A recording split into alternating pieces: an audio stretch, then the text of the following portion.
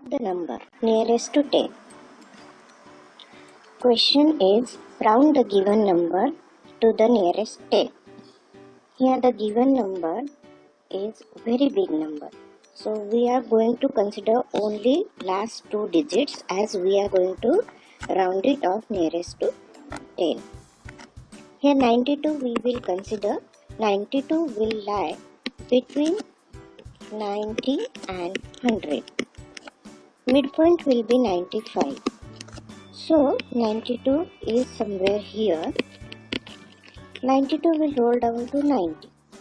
That's why this 92 will become 90 and rest all the digits will be same.